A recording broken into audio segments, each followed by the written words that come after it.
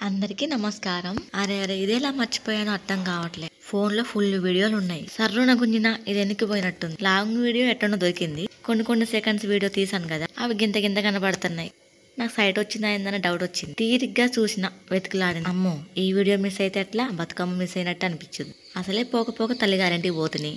ఇలాంటి తీయని వీడియోలు గుర్తుంచుకోవద్దు. అబ్బా, ఖమ్మం కంటే ఎక్కువగా ఉంది ఇక్కడ. ఏంటనుకుంటారేమో, బతుకమ్మ సందడి. తీరొక్క పూలు, రంగురంగుల చీరలు, పెళ్ళైనోళ్ళు, పెళ్లిగానోళ్ళు, ముసలోళ్ళు, ముదుగోళ్ళు, పిల్లలు, ఇంకా బతుకమ్మకి ఎవరెవరు వస్తారో అందరూ. ఇలా చెప్పుకుంటూ పోతే చాలానే ఉందిలేండి. పెళ్ళైనాక ఇన్నాళ్ళకైతే బతుకమ్మకైతే వెళ్ళాను అమ్మ వాళ్ళ ఇంటికి. అసలు ఎట్లా చేస్తారు, ఎక్కడ వేస్తారు అని తెలుసుకున్నానికైతే వెళ్ళిన. ఒకప్పుడు బతుకమ్మ అంటే మా పల్లెటూరులో లేచామా, తోరణాలు కట్టామా, ఇంట్లో పూజ చేసుకున్నామా, చుక్క ముక్క పంచుకున్నామా, చుట్టాలను పిలిచి వాళ్ళకి విందిచ్చామా లేదా, చుట్టాలు అటు ఇటు ఎటోలటు పోయినాక పనికి పోయామా లేదా అన్నట్టుండే. లాంగ్ వీడియో చూడుర్రి. Please like, share, comment and subscribe. Thanks for watching.